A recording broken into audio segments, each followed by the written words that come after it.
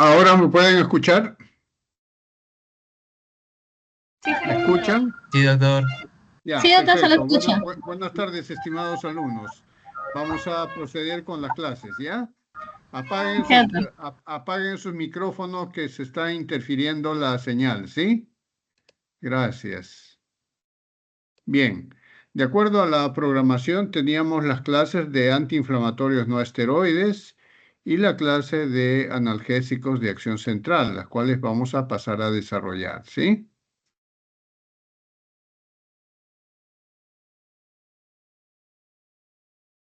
Bien, ¿pueden ver la presentación? Sí, doctor. Sí, doctor. Perfecto. Bien, entonces vamos a arrancar, ¿ya? No sé si ustedes han sido mis alumnos de fisiología y fisiopatología, entonces ya más o menos saben la tónica que voy a emplear.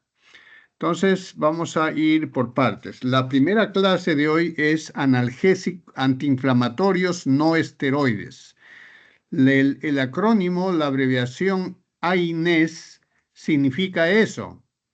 La A de antiinflamatorio, la A y la I, la N de no y la E de S.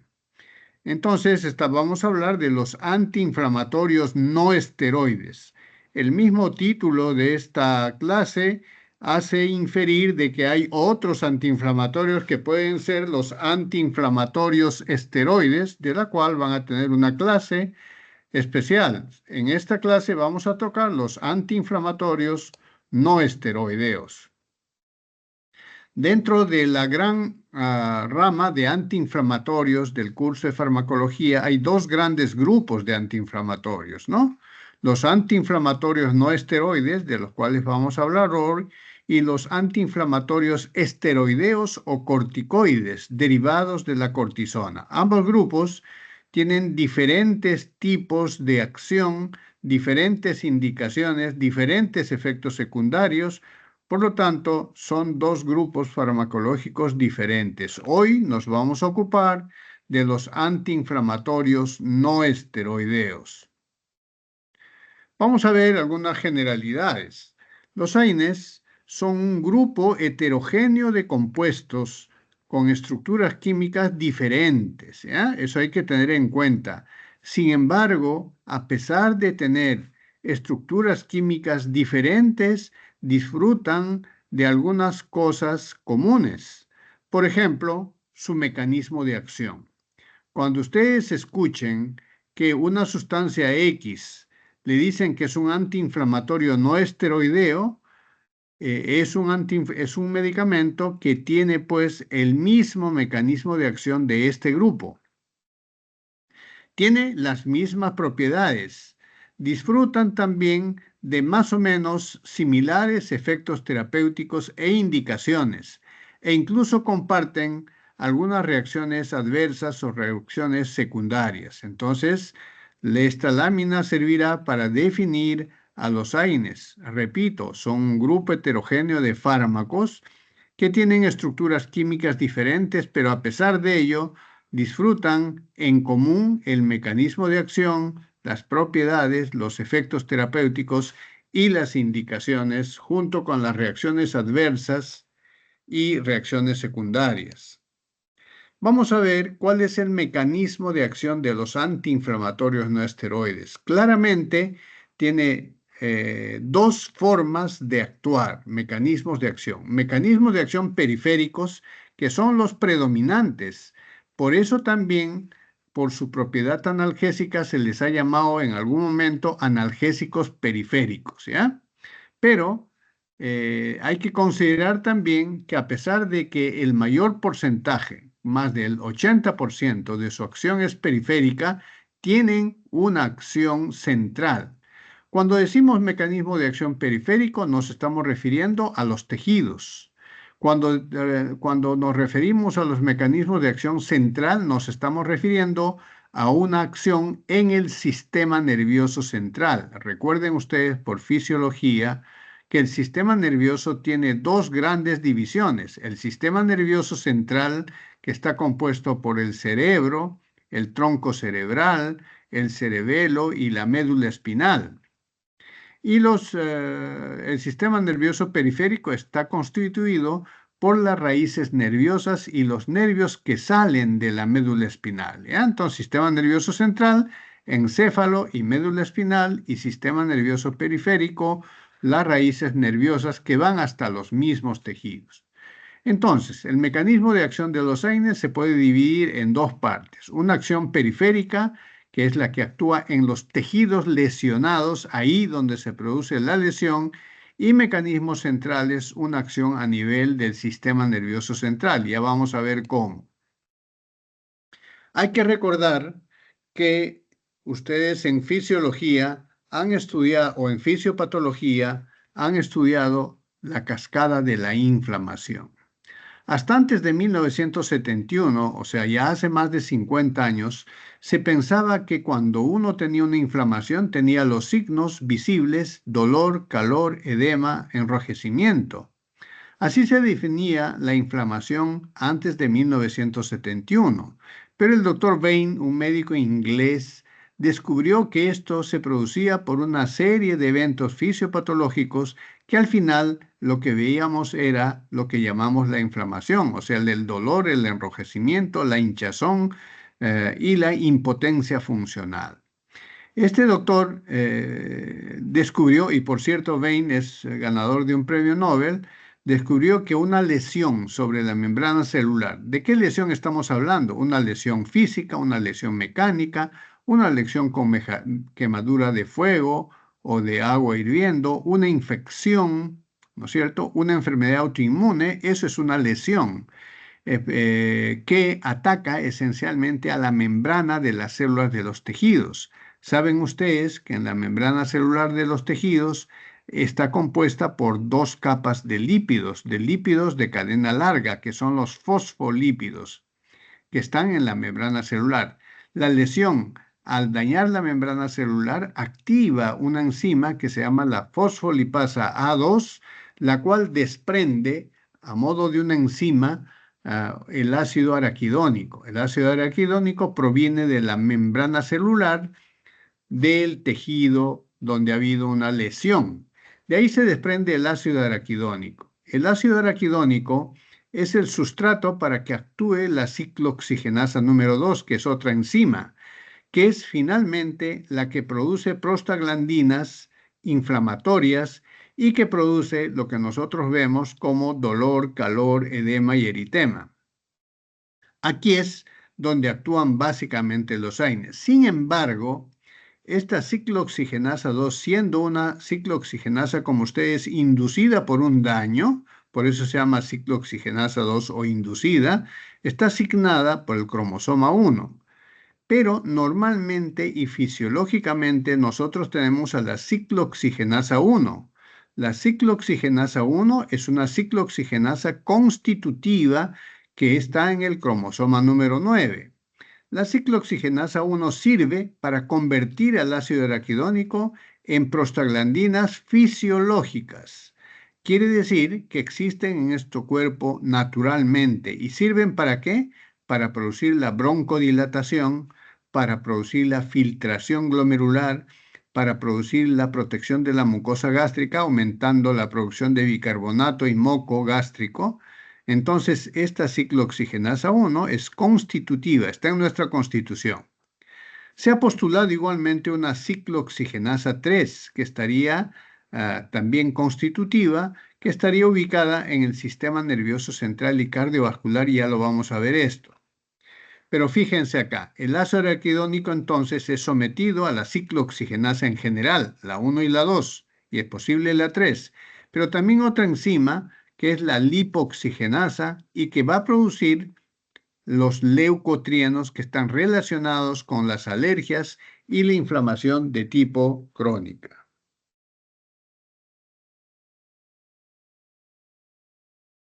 ¿Me están escuchando, verdad? ¿Me están siguiendo? Sí, doctor. Doctor, disculpe, un favor. ¿Podría poner la pantalla en completo? En Por completa, favor. está completa. Está pantalla ¿Sí? completa. Sí se ve bien. Sí se ve bien, sí se ve Ah, bien. ¿Ya? ok. Interno, Bien. entonces. Ya, doctor, Entonces, gracias. ojo con esta lámina, ¿ya? Entonces, la lesión, que es de diferente naturaleza, como ya lo hemos dicho, activa a la fosfolipasa 2. La fosfolipasa 2, como toda enzima, desprende un ácido araquidónico de la membrana celular. Este ácido araquidónico es sometido a la acción de otra enzima, que es la ciclooxigenasa 2, que es inducida por la lesión, por el inflamógeno, y luego la ciclooxigenasa 2 convierte al ácido araquidónico en prostaglandinas inflamatorias. Esto sucede cuando el tejido es dañado. No existe cuando no hay daño, por eso se llama inducida.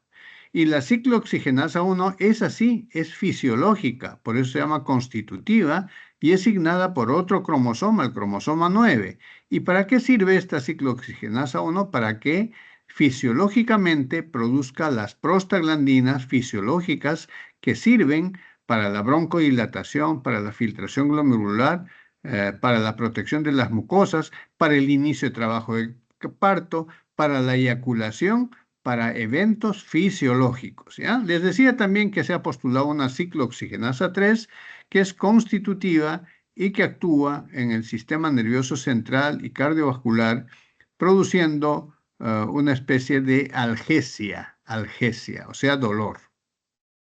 Pero está en el sistema nervioso central. Vean, esto tiene que quedar claro. Acá está el ácido araquidónico como producto de la lesión de la membrana y la acción de la fosfolipasa A2. Fíjense por qué he puesto acá los AINES. ¿Por qué? Porque los AINES en general, salvo que sean selectivos, bloquean a la ciclooxigenasa 1 o a la ciclooxigenasa 2. Si bloquean a la ciclooxigenasa 2, que es la inducible, entonces ya no se va a convertir el ácido araquidónico en prostaglandinas inflamatorias, ¿sí? Ahí ya estamos iniciando la acción de los antiinflamatorios como bloqueadores de la ciclooxigenasa 2 y por lo tanto la inhibición de la producción de prostaglandinas inflamógenas. Por otro lado, la fisiológica, la ciclooxigenasa 2, también es producida el bloqueo por los AINES, pero como ustedes saben, la ciclooxigenasa 1 produce las prostaglandinas fisiológicas. El bloqueo de esto va a producir los efectos adversos. ¿Por qué? Porque si la ciclooxigenasa 1 no produce prostaglandinas fisiológicas, entonces va a disminuir la cantidad de bicarbonato, por ejemplo, de moco gástrico, de tal forma de que puede haber úlceras o gastritis. Hemos dicho también que las prostaglandinas fisiológicas producen la filtración glomerular. Si no hay prostaglandinas fisiológicas que producen la filtración glomerular, ¿qué va a haber? Retención de líquidos y sodio. Entonces, los antiinflamatorios no esteroides, simultáneamente a su efecto antiinflamatorio, tienen efectos sobre la ciclooxigenasa 1, produciendo los efectos secundarios. Esta es además una aclaración para diferenciar entre la acción de la ciclooxigenasa 1 y la ciclooxigenasa 2. Esto es muy importante porque esto sustenta el mecanismo de acción de los antiinflamatorios no esteroides. La ciclooxigenasa 1 no es inhibida por los corticoides. Eso es importante. Entonces, los corticoides no interfieren con la ciclooxigenasa 1. A diferencia de la ciclooxigenasa 2, pueden ser también inhibidas por los corticoides, especialmente bloqueando la fosfolipasa 2, o sea, en el inicio. La fosfolipasa 2 bloqueada por los esteroides impide que esta cascada de la inflamación se desarrolle, ¿sí? Es constitutiva la ciclooxigenasa 1, la ciclooxigenasa 2 también. Dijimos también que acá un derivado de la ciclooxigenasa 1 era la ciclooxigenasa 3, que está en el sistema nervioso central y a nivel cardiovascular.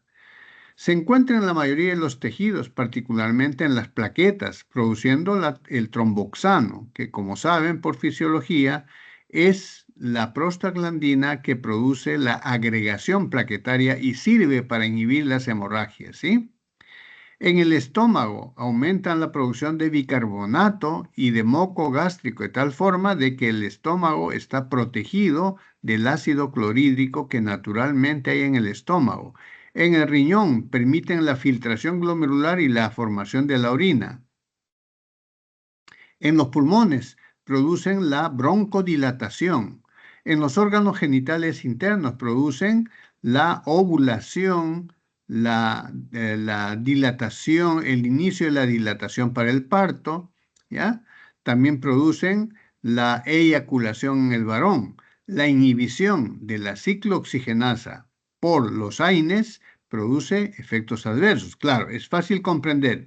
Si O anula la ciclooxigenasa 2, no van a haber las prostaglandinas útiles para producir, por ejemplo, el bicarbonato y el moco en el estómago, para producir la filtración glomerular y la orina, ¿no?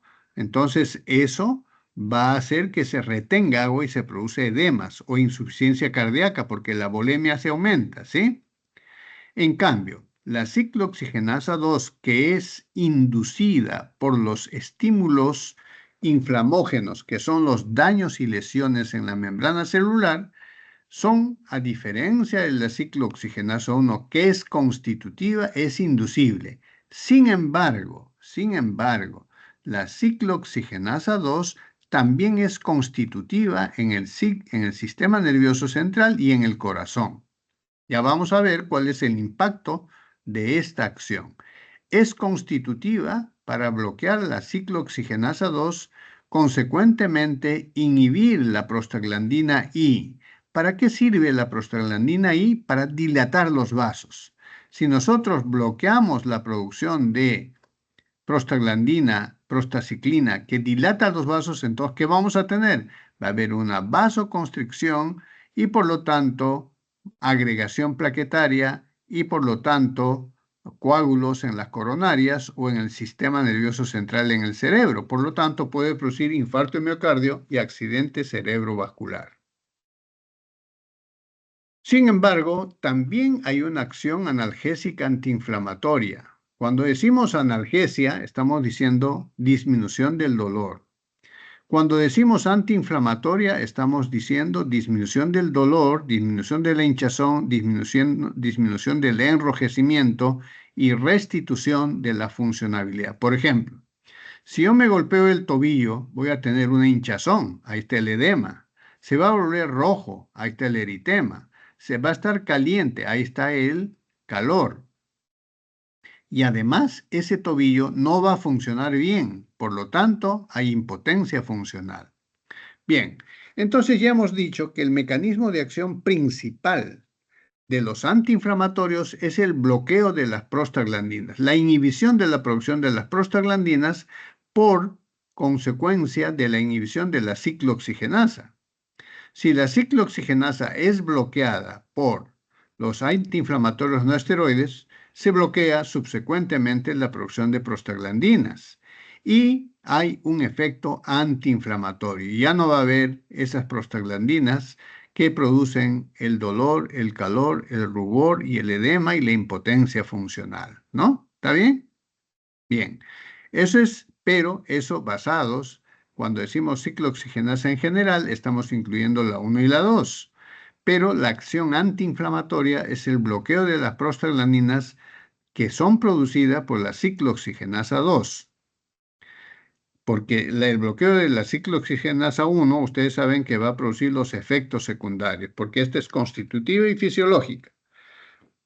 Además de este mecanismo de acción principal, que es el más conocido y el común a todos los grupos de esta familia, hay otras acciones, ¿no es cierto? Por ejemplo, la inhibición celular inhibe la diapedesis. Ustedes saben que la diapedesis es la salida de glóbulos blancos y monocitos convertidos en células plasmáticas del interior de los vasos sanguíneos hacia afuera. ¿Para qué? Es el primer frente de defensa frente, por ejemplo, a una infección. Si uno está infectado de la garganta, va a estar la garganta roja, caliente, dolorosa y no se va a producir deglutir bien, ¿no es cierto? Entonces los vasos sanguíneos se dilatan y como se dilatan, los poros de los capilares se abren y salen las células de defensa a defendernos de la bacteria que está atacando nuestro tejido de la faringe. Esa salida de el intravascular hacia el extravascular del tejido periférico dañado se llama diapedesis. Reduce la capacidad de fagocitosis, ¿no es cierto? Los antiinflamatorios no esteroides también reducen la capacidad de fagocitosis. Hay también un efecto antiproliferativo, lo que reduce la capacidad de cicatrización. Por eso, por ejemplo, en las fracturas no se usan antiinflamatorios por largo tiempo. Largo tiempo quiere decir más de 5 días o 7 días. ¿Por qué? Porque al reducir la capacidad antiproliferativa no va a haber el colágeno y el tejido fibroso, que es la base para el inicio de la soldadura del hueso fracturado y por lo tanto se reduce su capacidad de cicatrización y de formación de callo óseo, por ejemplo. La tercera forma de actuar de los antiinflamatorios no esteroides es la vía de estimulación del óxido nítrico, GMP cíclico. Esto está descrito básicamente para la dipirona, también llamada metamizol. Tiene un efecto analgésico, ya que libera el óxido nítrico de los vasos sanguíneos, inhibiendo la transmisión del estímulo doloroso. Entonces, esto es un plus del efecto analgésico, ¿no es cierto? La liberación del óxido nítrico que transmite el estímulo doloroso. Y finalmente, un efecto también que tiene que ver básicamente con la inmunidad son la inhibición de las citoquinas, ¿no? Para un fármaco en específico, la nimesulida se ha descrito que antagoniza la bradiquinina. Esto es en las cascadas de las cininas. También antagoniza el factor de necrosis tumoral.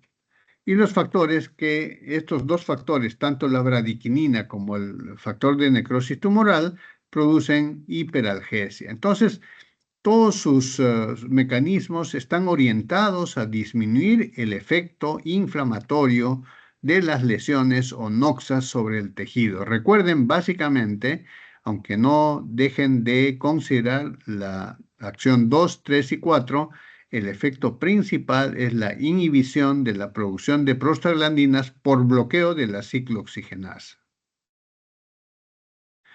La acción sobre la ciclooxigenasa 3 que se postula ha sido constitutiva para el sistema nervioso central y cardiovascular. Básicamente se atribuye a que el efecto de paracetamol. El paracetamol es una sustancia muy curiosa, ¿no? Que está en muchas marcas. También se llama acetaminofeno. ¿Ya? Alivia el dolor y la fiebre, pero no tiene efecto antiinflamatorio, ¿ya? O sea, no actúa sobre el edema, no actúa sobre el eritema, básicamente actúa bajando la fiebre. ¿Y dónde está el termostato? En el hipotálamo, o sea, actúa a nivel central. Pero también actúa a nivel espinal, donde se postularía que actúa inhibiendo a la ciclooxigenasa 3, que es básicamente analgésica a ese nivel, ¿ya?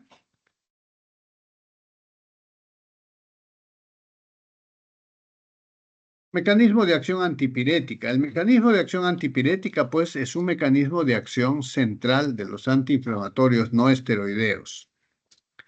Los antiinflamatorios no esteroideos, como vamos a ver luego, tienen una acción antipirética, ¿ya? La fiebre, como saben ustedes por fisiología, se produce por la liberación de citoquinas. Y las citoquinas se liberan, ¿por qué? Porque hay un factor agresor, una infección. Por ejemplo, puede ser un virus, puede ser una bacteria, puede ser un hongo, ¿no es cierto? O una enfermedad autoinmune.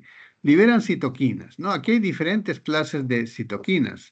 La citoquina IL-1 beta IL, ¿no?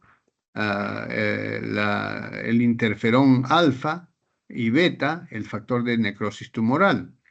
Entonces, la fiebre produce la síntesis de prostaglandina E2 por fisiología. Ustedes saben que hay varias prostaglandinas. Una es la prostaglandina I, que es vasodilatadora, el tromboxano, que agrega las plaquetas, la prostaglandina E, que tiene diferentes acciones en diferentes órganos. En los órganos periventriculares del cerebro se sintetiza la prostaglandina E2, ¿ya? Esto aumenta el AMP cíclico, estimulando al hipotálamo, que está el centro termorregulador, a elevar la temperatura corporal. Así se produce la fiebre. Entonces, si nosotros bloqueamos la síntesis de la prostaglandina E2, no va a haber fiebre o va a bajar la fiebre, ¿sí? Los AINES suprimen la elevación de prostaglandinas en el hipotálamo, la prostaglandina E2, que es especialmente activada por la interleuquina 1, ¿ya? La interleuquina 1. Entonces, esta es una acción central, por ejemplo, de los antiinflamatorios no esteroides, de todos en mayor o en menor medida. ¿Cómo se clasifican los antiinflamatorios no esteroides? Se clasifican de acuerdo a varios criterios. Por su estructura química, ya dijimos que hay diferentes tipos de estructura. Por su naturaleza ácida y no ácida. ¿Por qué razón? Porque los antiinflamatorios no esteroides están ligados básicamente a una irritación gástrica, tanto por contacto directo como por la inhibición de la prostaglandina, que es llevada por los vasos sanguíneos a la pared del estómago y que estimula la producción de moco gástrico y bicarbonato, ¿no es cierto? Entonces, su naturaleza ácida o no ácida tiene que ver con eso. Por su selectividad con la COX, ya dijimos, la COX básicamente es la COX-1, que es fisiológica, y la COX-2, que es inflamatoria. Idealmente, nos convendría un antiinflamatorio que sea solamente COX-2 selectivo, ¿cierto? Para que no inhiba la ciclo 1, que es la que produce los efectos fisiológicos de las prostaglandinas. Por su estructura química, vamos a ver la primera, ¿no? Dijimos por su estructura química. Por su estructura química, hay al menos 10 o 12 familias de antiinflamatorios, ¿no? De la familia de los paraminofenoles está el paracetamol, que también llamado es el acetaminofeno, y el proparacetamol, que es una derivación de aplicación inyectable, ¿no es cierto? Fíjense, el paracetamol, como dije, tiene solamente dos propiedades. Tiene un efecto analgésico y un efecto antipirético. No tiene efecto antiinflamatorio. Recuerden, el efecto antiinflamatorio es la disminución del enrojecimiento y del edema. Paracetamol actúa inhibiendo el dolor, inhibiendo la fiebre. O la familia de las sulfanilidas, que es una familia sulfa, que es la nimesulida, su representante. Las pirazolonas, que son un grupo amplio de antiinflamatorios, donde está la dipirona. A la dipirona, en el Perú y en otros países también se le llama metamisol, ¿no? Que viene con diferentes nombres, antalgina, novalgina, varalgina, etc. La fenilbutasona también es de esta familia y la oxifenbutasona. La oxifenbutasona ya no se usa. ¿Por qué? Porque ha producido aplasia de la médula ósea, ¿no? Por lo tanto, el bloqueo de la producción de glóbulos blancos, rojos y plaquetas, ¿no? Ya no se usa, está retirada del mercado hace por lo menos más de 40 años. El grupo Oxicam es un grupo muy numeroso, de los cuales son característicos el piroxicam, lornoxicam, tenoxicam, meloxicam, que tienen una gran propiedad de que son de un tiempo de vida media larga y se da una o dos veces al día. Sigamos, el grupo de los salicilatos. Este grupo muy famoso donde está el ácido acetil salicílico, cuya marca original es la aspirina. La aspirina no es un nombre farmacológico, es una marca de laboratorios Bayer que ha descubierto esta sustancia. El nombre químico es ácido acetil salicílico. Existen otros derivados como el salicilato de sodio, el trisilicato de magnesio, el trisilicato de colina, la sulfasalacina, la olsasalacina y el diflunisal. Los más representativos acá que resalta y se usa no solamente como antiinflamatorio no esteroideo, sino como antitrombótico es el ácido acetil salicílico, cuya marca más popular es la aspirina. El grupo del fenamato, acá básicamente tenemos 4 subgrupos: el grupo arylantranílico, donde está el ácido mefenámico, el ácido talflumato, el flugenámico y el tolfenámico. Este grupo ha sido usado básicamente para tratar un tipo de dolor que es el dolor perimenstrual, ¿no? El ácido mefenámico, que se llama ahora Tungstone, ¿no? Y que se usa para la dismenorrea, dolores menstruales. Sin embargo, también tiene un efecto antiinflamatorio para otros tipos de indicaciones. Existe el pirrolo acético muy utilizado, el ketorolaco. Sin embargo, hay que señalar que el ketorolaco no se puede usar más de 3 días inyectable ni más de 5 por vía oral, porque tiene una extrema nefrotoxicidad y una toxicidad gástrica. El pirano acético, que es el otro etodolaco mejor tolerado, se utiliza como antiinflamatorio en diferentes indicaciones. Otro grupo es el ácido nicotínico, ¿no es cierto? Está el clonixinato de lisina, el más visible. Otro grupo, los derivados del ácido aril acético, que es muy utilizado el diclofenaco, ¿no es cierto? En cremas, en pastillas e inyectables, ¿no? Otros de este grupo son el tolmetín y el aceclofenaco. Los derivados del indol y los indenacéticos. Acá está su representante, la indometacina, el sulindaco y la metacina. Este grupo, ¿por qué es importante? Porque tiene un poderoso efecto antiprostaglandina I. ¿Y para qué se usa esto? Recuerden que la prostaglandina I, por fisiología y por su curso de fisiopatología, produce la vasodilatación. El bloqueo de la prostaglandina I produce vasoconstricción y activación de la agregación plaquetaria. La indometacina, además de usarse como un antiinflamatorio, se utiliza para el cierre del ducto arterioso. Recuerden, el ducto arterioso es la conexión de la arteria aorta con la arteria pulmonar. Ese ducto se cierra al nacer, pero en algunos niños no se cierra. Y entonces se da esto para que ese ducto cierre en los recién nacidos. Sin embargo, también hay que resaltar que es un buen antiinflamatorio para usar por 2 o 3 días máximo, porque tiene un poderoso efecto irritante gástrico. Derivados del ácido aril propiónico son los más populares tal vez, como el ibuprofeno, muy conocido, el naproxeno, el ketoprofeno, el desketoprofeno, etc. Las nalfilalcanonas, que es el nabumetone, que es un antiinflamatorio no muy popular.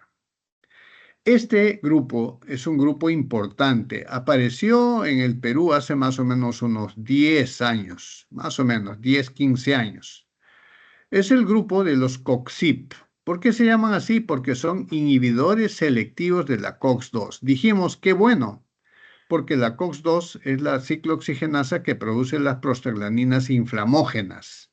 En este grupo está el celecoxib, el rofecoxib, el parecoxib, el etoricoxib, el valdecoxib y el lumiracoxib. Ustedes ven en la lámina que algunos de ellos han sido retirados. ¿Por qué razón?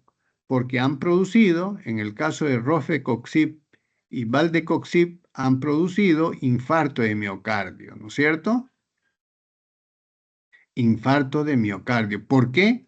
Porque bloquean a la ciclooxigenasa 2 constitutiva en el corazón. Entonces, si es constitutiva en el corazón, la ciclooxigenasa produce prostaglandina I que mantiene los vasos dilatados. Si bloqueamos a la ciclooxigenasa 2 en estos sitios, se puede producir infarto de miocardio o accidente cerebrovascular. Por eso han sido retirados. En el caso del lumiracoxib ha sido retirado porque siendo un buen antiinflamatorio, la característica de este grupo es que son bien tolerados por el estómago, ¿no? Entonces, en el lumiracoxib produce hepatotoxicidad y necrosis hepática. Entonces, actualmente en el mercado solo tenemos el celecoxib, el parecoxib, que es inyectable, y el etoricoxib, 3 nada más, ¿ya? O sea, son buenos para proteger el estómago, pero son malos actuando en la ciclo 2 constitutiva, que solo existe en el corazón y en el cerebro. Por lo demás, la ciclo 2 en los tejidos periféricos es la enzima que convierte al ácido araquidónico en prostaglandinas inflamatorias. Por su clasificación de naturaleza ácida o no ácida, ya hemos dicho que esto tiene importancia por la cantidad o el impacto en la mucosa gástrica. La gastritis y la úlcera gástrica pueden producirse por contacto directo de estas sustancias sobre la mucosa gástrica o por vía sanguínea, o sea, anteluminal, no de contacto por la inhibición de prostaglandinas productoras de moco y de bicarbonato en la superficie del estómago, haciendo que el ácido clorhídrico sea el factor agresor. Acá tenemos dos grupos, los ácidos y los no ácidos. Los no ácidos son mejor tolerados, ¿no es cierto? El mejor tolerado de este grupo de los no ácidos es el paraminofenol, o sea, el paracetamol, que incluso se puede dar en personas que tienen gastritis o úlcera gástrica. En cambio, los otros del grupo ácido, el ácido salicílico, los enólicos, el ácido acético, los derivados del ácido propiónico, antranílico, nicotínico, pueden tener el riesgo de un efecto secundario de gastritis, úlcera gástrica o incluso hemorragia gástrica.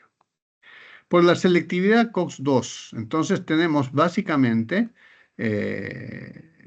agrupados de estos, los inhibidores selectivos de la COX-1.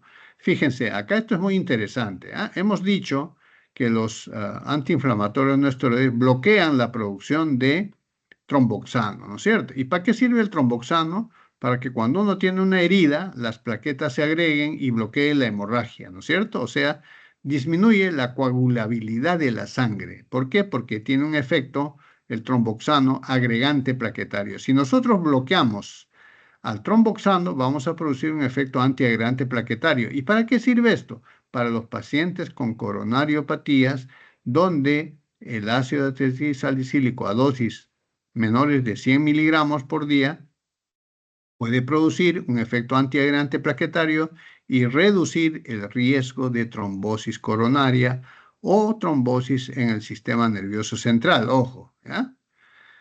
Los inhibidores no selectivos son todos los demás, ¿no? Ácido acetilsalicílico a dosis antiinflamatoria, que son 500 miligramos cada 8 horas, cada 6, indometacina, piroxicam, tenoxicam, naproxeno, ketoprofeno, ibuprofeno, diclofenaco, nimesulida, meloxicam, lornoxicam, son inhibidores no selectivos de la 2. Quiere decir que bloquean la ciclooxigenasa 2, tienen su efecto antiinflamatorio y tienen un variable efecto sobre la ciclooxigenasa 1, que variablemente pueden producir los efectos secundarios propios de este grupo en mayor o en menor medida. Los inhibidores selectivos de la ciclooxigenasa 2, como ya dijimos, celecoxib, valdecoxib y heterocoxib, tienen riesgo de producir infarto de miocardio y accidente cerebrovascular, sobre todo si se dan por tiempos prolongados. Farmacocinética. Todos casi se absorben bien por vía oral, ¿no? Hay una escasa dependencia del aclaramiento hepático y de primer paso hepático. O sea, la biodisponibilidad, tienen una alta biodisponibilidad. Se absorben por encima del 90-100% y su biodisponibilidad está por encima también del 90%. Una vez que pasan a la sangre, se juntan con la albúmina. La saturación de la albúmina o la ligadura de la albúmina también es alta, más de 90%, lo que significa que son medicamentos con alto riesgo de interacciones medicamentosas. Hay muchos antiinflamatorios que tienen una vida media corta, menos de 6 horas, aspirina, diclofenaco, por ejemplo, y una vida media larga, como de más de 10 horas, naproxeno 14 horas, pero Oxicam tiene aún más. Y finalmente se excretan por vía renal biliar. La indometacina y el sulindaco, igualmente el paracetamol, se eliminan por vía biliar. Todos los demás se eliminan básicamente glucuronizados por vía renal. Hay un ciclo, ¿no es cierto? Se puede administrar por vía oral o rectal. También se puede administrar por vía inyectable, efectivamente, e incluso intravenosa, ¿no? El metamizol se puede administrar por vía endovenosa, el ketorolaco igualmente, ¿no? Pero hay otros por vía intramuscular. El diclofenaco se actúa por vía intramuscular, también el ketorolaco, y finalmente pasan directamente a la sangre. Pero los que se administran por vía oral o rectal se absorben por vía gastrointestinal o por vía rectal en forma rápida, ¿ya? Su concentración máxima básicamente para casi todos se logra entre 2 y 4 horas. La unión alta a proteínas plasmáticas, la albúmina, como ya les dije, más del 90% de ligadura plasma a la albúmina, por lo tanto aumento de riesgo de interacciones, es metabolizado por el hígado por diferentes procesos, especialmente por oxidación, y finalmente se excreta por la orina en más de 70%, ¿no? Sin embargo, una fracción del 20-30% se elimina por las heces. Entonces hemos dicho que son dentro de los grupos hay ácidos y no ácidos. Los ácidos tienen una alta biodisponibilidad, ¿no? Sin embargo, compuestos como la leche, las sustancias que contienen aluminio, retardan su absorción, pero no disminuyen la cantidad de absorción, así como los antiácidos de tipo antihistamínicos, tipo bloqueantes H2, como el lansoprazol, el omeprazol, reducen la velocidad de su absorción. O sea, necesitan de un ambiente ácido para poder absorberse bien. La unión a proteínas es alta, como les dije, más del 90%, 95, 98%, y produce interacciones abundantes. Tiempo de vida media es variable para los diferentes tipos de antiinflamatorios no esteroides. Acá tenemos un cuadro, por ejemplo, donde para la aspirina, el ácido acetilsalicílico, se logra la concentración en 1/3 de hora, o sea, en 20 minutos. La vida media en 0,25 horas, ¿no? La unión a proteínas 90%, excreción renal 10%, ¿no es cierto? Entonces acá hay que considerar que hay diferentes tipos de vida media, ¿no? Por ejemplo, el naproxeno tiene una vida media de 12 a 14 horas, ligadura a proteína 99%, excreción renal 75%. Por eso es también su toxicidad renal, ¿no es cierto? Entonces la vida media varía de fármaco a fármaco. El acetaminofén o paracetamol sí tiene una vida media de 4 o 6 horas, por eso se puede dar cada 6 horas o incluso se puede dar cada 4 horas, ¿no? Sin exceder las dosis tóxicas, obviamente. La biotransformación dijimos que tienen una oxidación a nivel hepático y se eliminan por vía renal. ¿Cuáles son los efectos farmacológicos de los AINES? Los analgésicos. Tiene indicación en dolor leve a moderado nociceptivo. Recuerden ustedes por fisiología que hay dos clases de dolor en términos generales. El dolor nociceptivo, que es el daño de los tejidos, piel, huesos, músculos, tendones, vísceras, y el dolor no nociceptivo, o también llamado neuropático, es el dolor que se origina del daño directo a las raíces nerviosas o a una estructura nerviosa. Tiene efecto antipirético por bloqueo de prostaglandina E2 a nivel del hipotálamo. Tiene efecto antiinflamatorio, disminuye el edema y el eritema, excepto paracetamol. Tiene efecto antiagregante plaquetario, excepto paracetamol y los ciclodos, ¿no?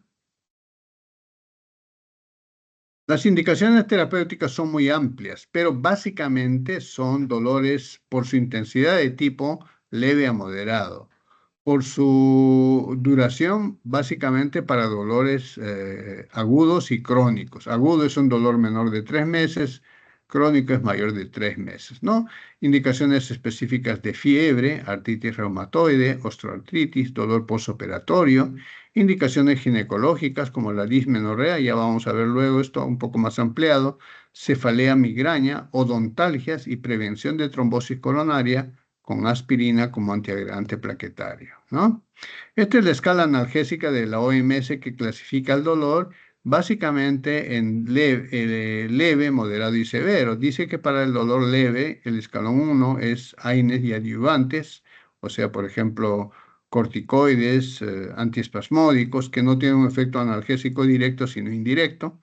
En el dolor moderado, vamos a la estación número 2, donde se puede utilizar opioides débiles, de los cuales vamos a hablar luego, los antiinflamatorios. Los antiinflamatorios básicamente están indicados, además de la inflamación, para el dolor leve y moderado. El escalón 3 para el dolor leve, severo y muy severo en el escalón 4, básicamente los opioides, ¿no? ¿Cuáles son las ventajas respecto a los analgésicos opioides? Recuerden que los opioides, de los cuales vamos a hablar luego a continuación, producen adicción, estreñimiento. Los AINES no producen adicción, no producen depresión respiratoria y no desarrollan tolerancia. Sí tienen un efecto techo. Los antiinflamatorios tienen efectos gastrolesivos, ¿no es cierto? Y también tienen efectos sobre la función renal. El uso de los AINES en embarazo. Esto del uso en el embarazo de estos fármacos ha sido muy discutido, ¿no? Básicamente se acepta su uso para paracetamol, indicado en dolores leves, moderados, como ya dijimos, aspirina, con las indicaciones que ya hemos dicho. El uso de AINES de ácido salicílico en la gestación ha sido muy controvertido, ¿no? Se discute si tienen asociación con malformaciones, si se ha observado sangrado periparto. Recuerden, los salicílicos tienen un efecto antiagregante plaquetario. ¿Por qué se muere una gestante al dar a luz por hemorragia puerperal o por infección. Entonces, los antiinflamatorios no esteroides pueden esconder la fiebre, que es signo de una infección puerperal, o pueden producir mayor sangrado, ¿cierto? Contraindicaciones, alergia. Esta es una indicación para todos los tipos de fármacos, ¿no? Más para los AINES. Los AINES pueden exacerbar las alergias, pueden exacerbar la rinitis alérgica, pueden exacerbar el asma, por eso que no se usan los AINES, salvo paracetamol. Pueden producir gastritis, úlcera, exacerbación de asma, insuficiencia renal por bloqueo de las prostaglandinas que permiten la filtración glomerular. Pueden producir hipertensión arterial no controlada, hemofilias. Recuerden que las hemofilias, ustedes lo saben, por fisiopatología, es el déficit de factores de la coagulación, especialmente el factor 8, el 9 y el 10.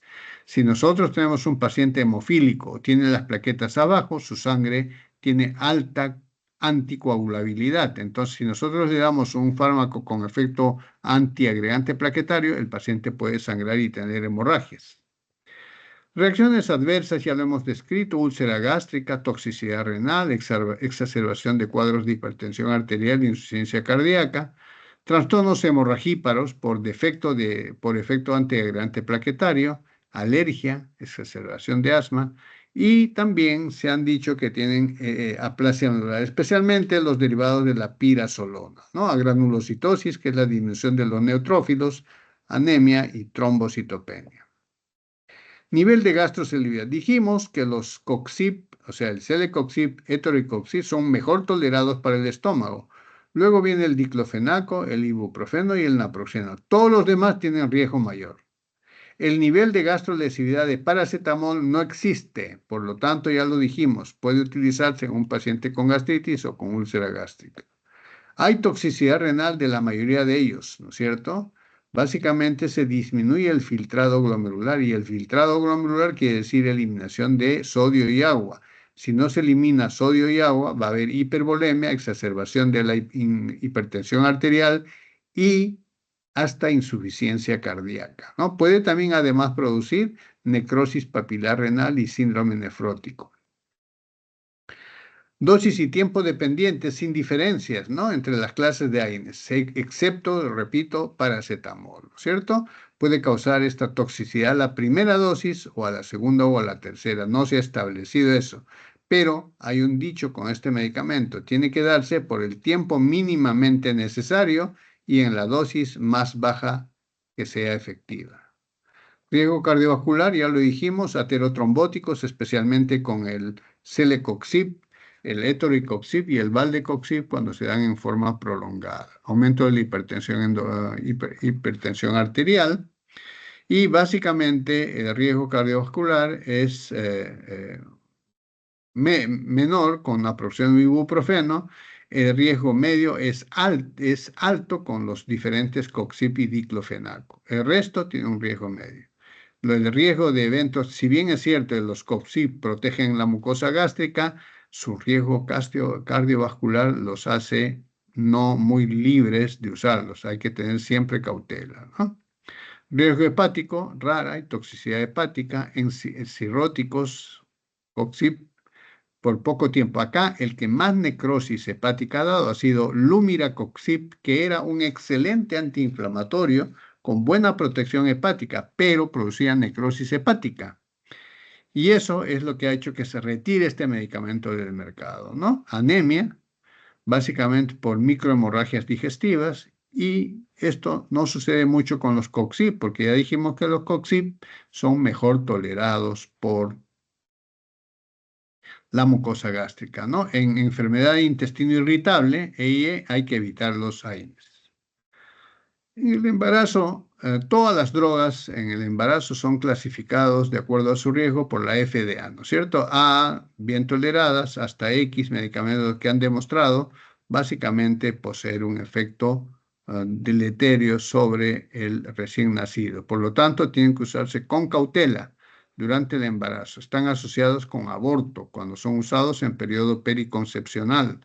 No es absoluta su seguridad en cuanto a la asociación con malformaciones por exposición en el primer trimestre. No se ha demostrado con absoluta seguridad si produce teratogénesis, ¿no? Si producen retraso el comienzo y la duración del trabajo de parto. Recuerden, el trabajo de parto se inicia por la liberación de prostaglandinas. Si la liberación de prostaglandinas es bloqueada por un antiinflamatorio, evidentemente va a haber un aumento de la duración del parto y retraso en el comienzo del trabajo de parto. Cierre prematuro del conducto arterioso. Recuerden, los antiinflamatorios no esteroides inhiben a la prostaglandina Y. Si nosotros damos en el último trimestre antiinflamatorios, excepto paracetamol, puede producir cierre del ducto arterioso, ¿no? Disminución del volumen del líquido amniótico. Entonces, por esas razones, tiene que darse con mucho cuidado en pacientes que tienen embarazo. La idea es mejor no dar medicamentos, sobre todo en el primer trimestre. Interacciones, tienen muchas interacciones estos medicamentos. Las más conocidas son los antidiabéticos, que son urias. Si uno da junto con AINE una sulfoniluria, entonces la sulfoniluria se va a potenciar y puede producir riesgo de hipoglicemia. Si nosotros damos cumarina, que es un anticoagulante que bloquea los factores 2, 7, 9 y 10 de la cascada de la coagulación, junto con AINES vamos a producir aumento del riesgo de hemorragias. Si nosotros damos junto con metrotexato, que es un antineoplásico, junto con AINES, el metrotexato es una sustancia citotóxica que aumenta su toxicidad si se da junto con AINES, ¿no? Acá les he puesto una serie de interacciones para que ustedes tomen en cuenta. Por ejemplo, los aminoglicósidos, que son un grupo de antibióticos que ustedes ya van a ver, elevan, administrados junto con AINE, aumentan su concentración plasmática. ¿Y cuál es la consecuencia? Ototoxicidad y nefrotoxicidad. Por lo tanto, los antibióticos aminoglicósidos como la gentamicina y la kanamicina no se deben asociar con antiinflamatorios no esteroides, ¿no es cierto? Igualmente, si un antiinflamatorio se da con quinolonas, eleva la concentración de quinolonas y puede producir convulsiones. Y una serie de interacciones donde hemos visto. Acá vamos a tocar una más, litio, ¿no? Todos excepto aspirina. Disminuye la excreción de litio. ¿Y para qué se usa el litio? Para los pacientes maníaco-depresivos. Entonces, si uno da mucho litio con un antiinflamatorio no esteroide, puede elevar las concentraciones de litio en la sangre y llevarlo al paciente a un estado de neurodepresión. Ya hablamos con los antidiabéticos, se eleva la concentración de los antidiabéticos y hay riesgo de hipoglicemia. En ginecología también tiene algunas indicaciones: dismenorrea, dolores de leve a moderado asociados a procesos infecciosos, como por ejemplo la enfermedad pélvica inflamatoria, vulvitis, vulvovaginitis, y también para el postoperatorio en intervenciones ginecológicas no asociadas al embarazo, ¿ya?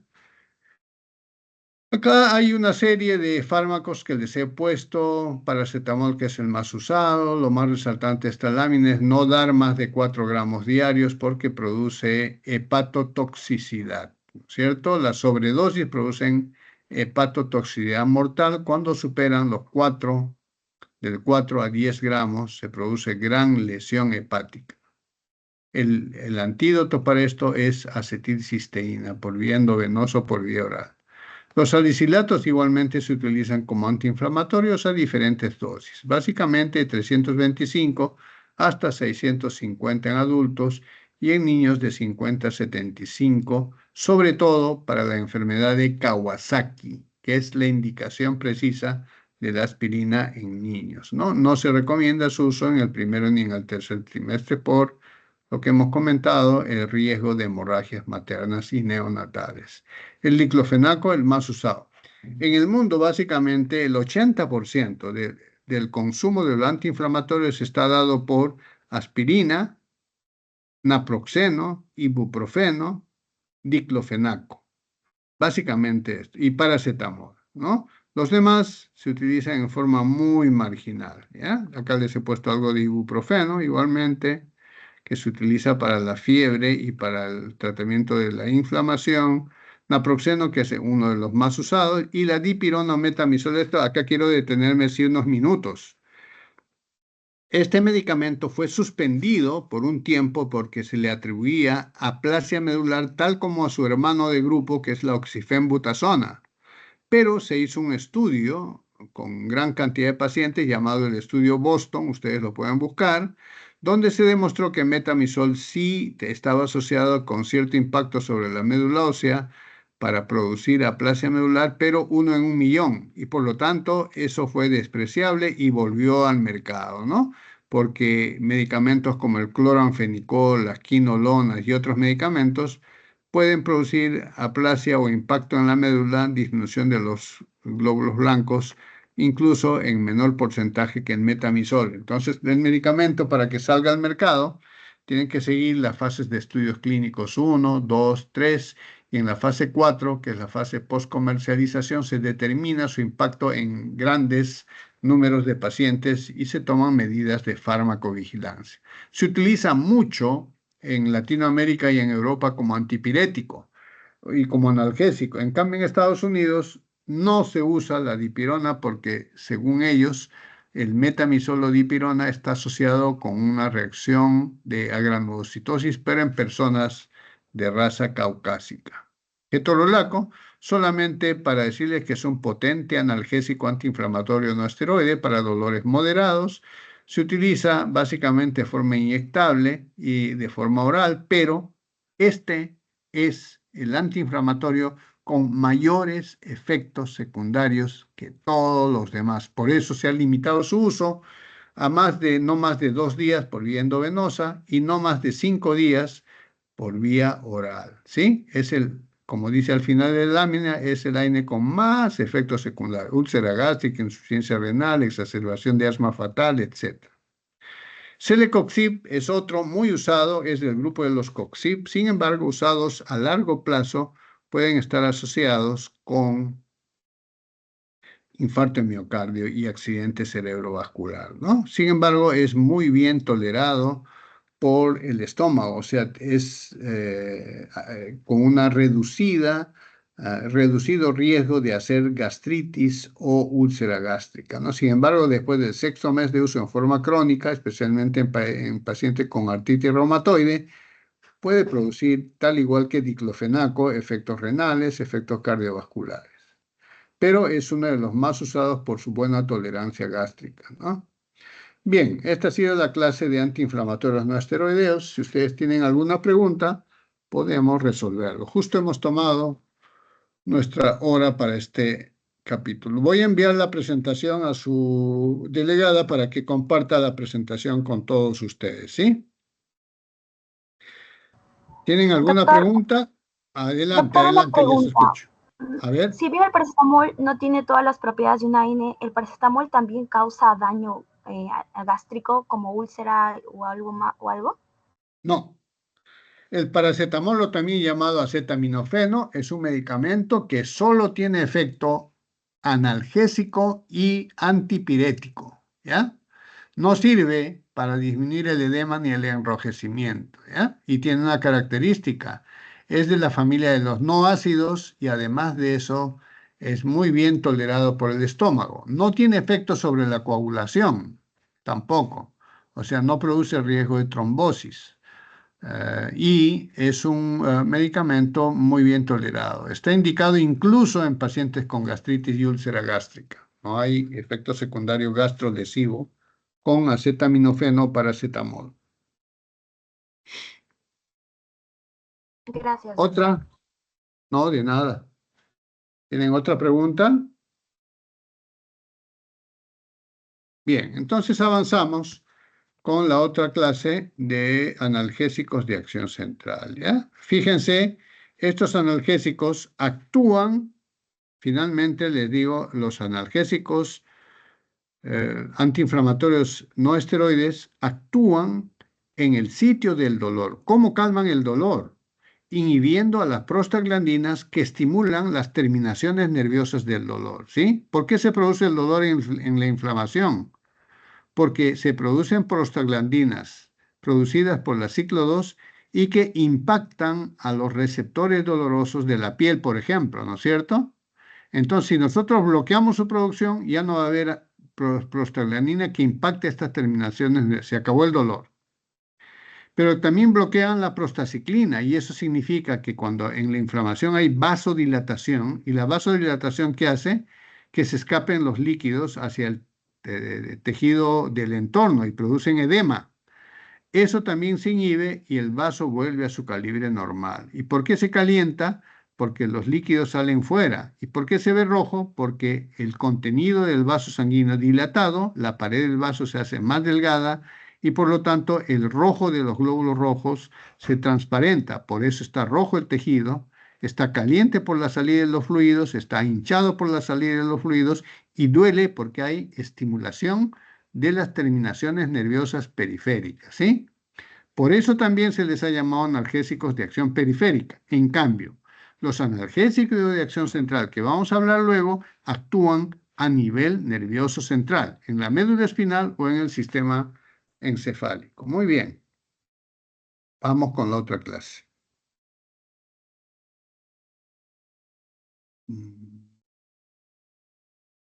Bien.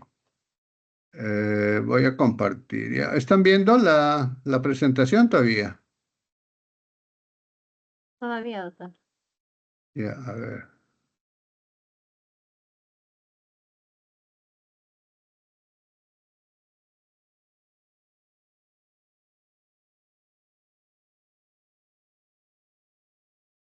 Ya, voy a compartirles.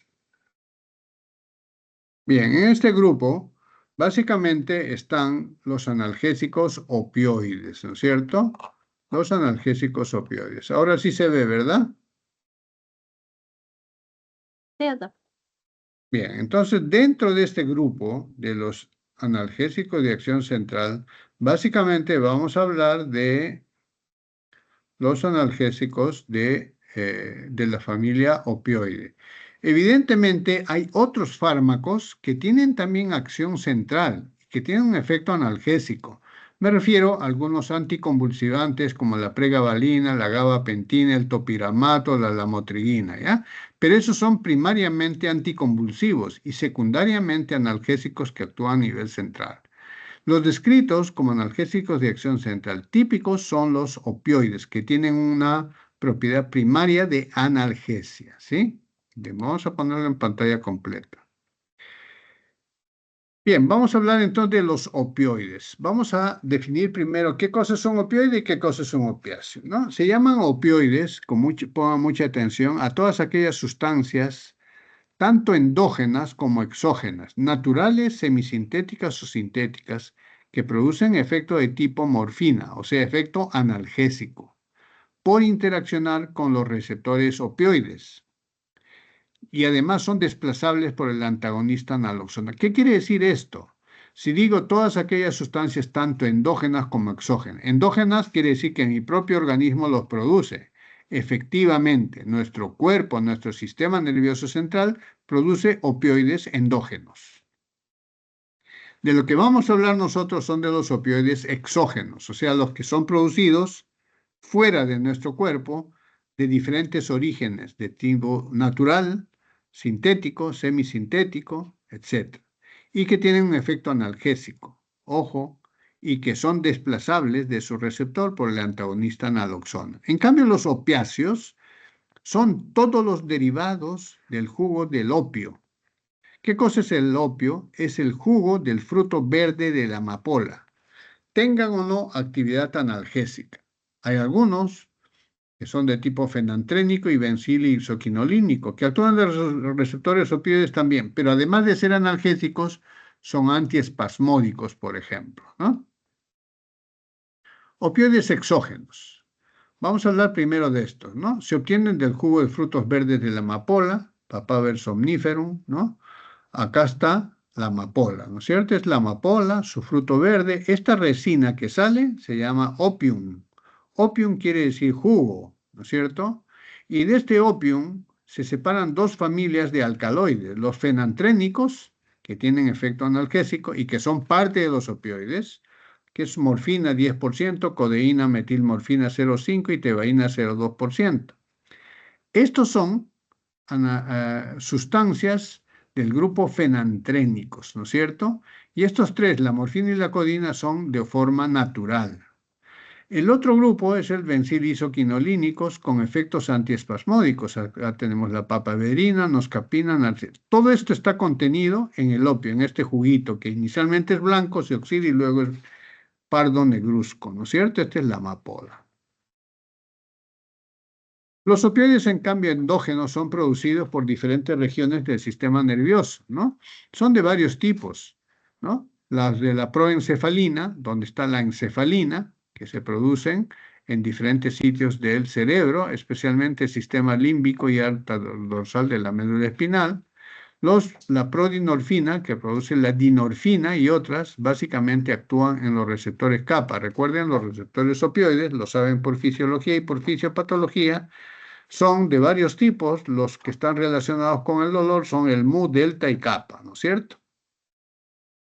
Y la propiomelanocortina, que son las beta-endorfinas. Entonces tenemos el grupo de las encefalinas, el grupo 1, el grupo de las dinorfinas y el grupo de las beta-endorfinas. Se producen en el sistema nervioso central, especialmente en el cerebro y en la médula espinal. Acá están los sitios específicos de producción. Estos producen nuestro cuerpo, ¿no? Y tienen un efecto fisiológico que nos da el estado de alerta, el estado de buen ánimo y produce también un efecto analgésico endógeno, ¿ya? Son opioides que también tienen efecto analgésico, ¿sí? El ejemplo de esto es cuando uno está jugando fútbol, un jugador le rompieron el hueso o le dislocaron y sigue jugando o no le duele tanto. ¿Por qué? Porque está en una situación de estrés y se produce opioides. En cambio, cuando el jugador sale del campo y está a un lado, es ahí donde el dolor se exacerba. ¿Por qué? Porque los opioides endógenos se agotaron y por lo tanto el dolor se exacerba. Tres grupos de opioides endógenos: grupo de las encefalinas, de la dinorfina y el grupo de las beta-endorfinas, que se producen desde el sistema límbico hasta las capas profundas del cerebro y en el asta dorsal de la médula espinal. Recuerden, el asta dorsal de la médula espinal es un asta sensitiva, ¿no es cierto? El asta anterior es el asta motora, fisiología. Son de tres tipos naturales, como la morfina, la codeína y la tebaína. Semisintéticos, se originan por la modificación de los primeros, y sintéticos, básicamente de forma artificial. En naturales hemos dicho morfina, codeína, tebaína. Semisintéticos, etilmorfina, heroína, que es muy adictiva, oxicodona, oximorfona, nalorfina, naloxona. Ojo con esto, buprenorfina. Sintéticos, hay varios grupos. El grupo de la meperidina, la petidina, todavía se usa en nuestro mercado.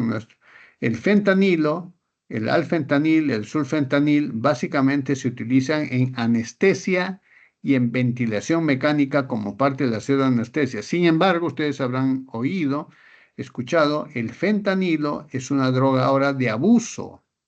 Hay una epidemia del uso de fentanilo. Como ya no usan heroína, están usando fentanilo. Y el fentanilo es tremendamente adictivo y produce lo que dicen el hombre zombie, ¿no es cierto? Ustedes ya lo habrán visto en las noticias. Hay una epidemia de fentanilo. El fentanilo solo se usa para el tratamiento del dolor, cuando vienen parches, no en parches transdérmicos, y en infusión intravenosa para el proceso de la analgesia intraoperatoria y para la ventilación mecánica, nada más.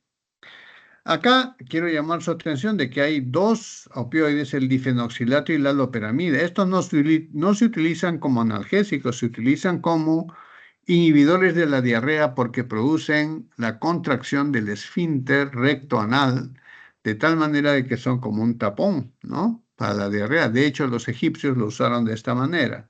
El grupo metadona, la morfina digo, el grupo metadona, la metadona, el dextropropoxifeno, el napsilato. El grupo morfinano,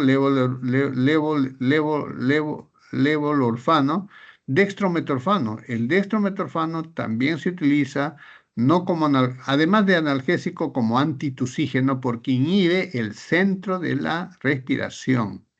Todos inhiben el centro de la respiración, pero el dextrometorfano más. Por eso es que producen depresión respiratoria como efecto secundario. Y la pentazocina. El grupo del tramadol, un grupo interesante que tiene el tramadol y el tapentadol, que no solo tiene efecto sobre los receptores opioides, sino tiene efecto sobre otro tipo de acciones, no opioides, ¿ya?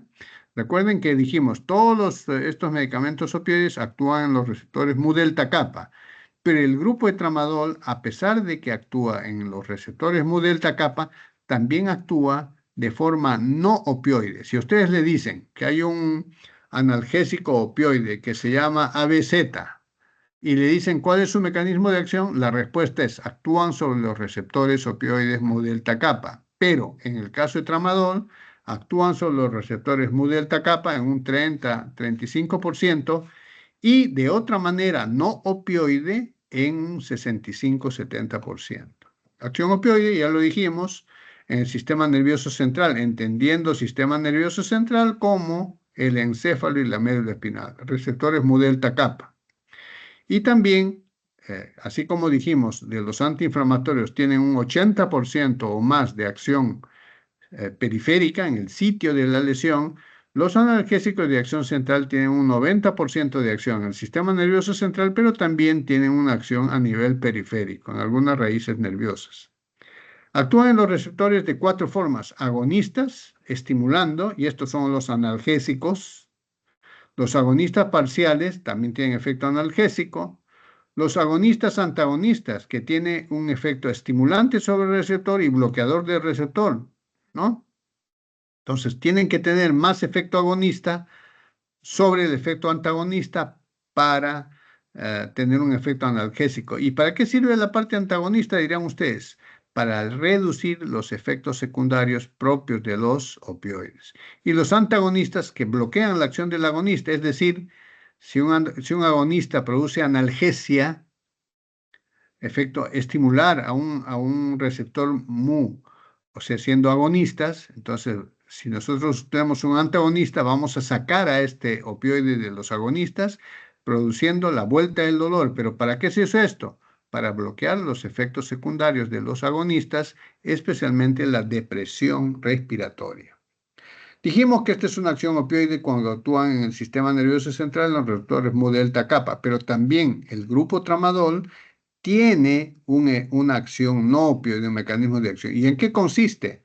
Si ustedes recuerdan su fisiopatología del dolor, ustedes van a ver que la segunda neurona, la primera neurona es la que lleva el estímulo de la periferia a la médula espinal.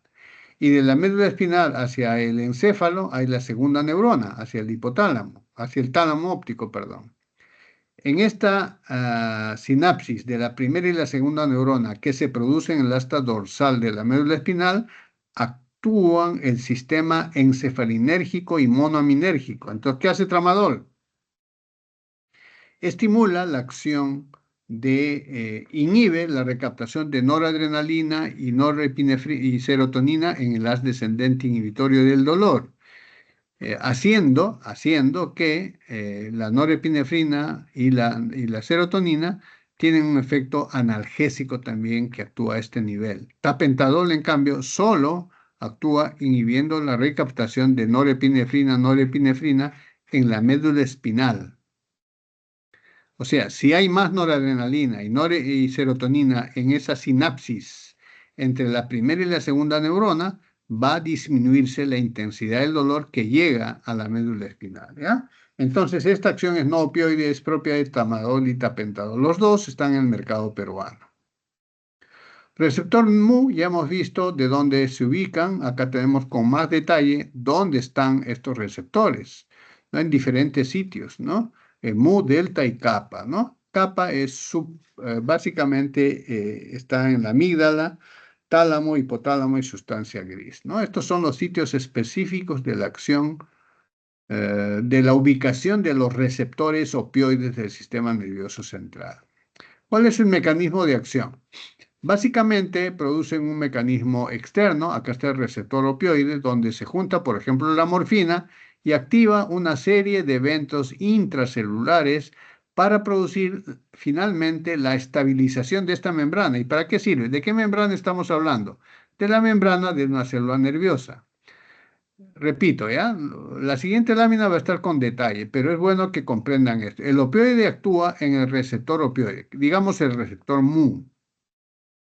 Desencadena una serie de eventos intracelulares que al final de cuentas hace que la membrana se estabilice. Y se estabiliza la membrana, no va a haber potencial de acción y por lo tanto el dolor no se va a transmitir. Así actúa, ¿ya?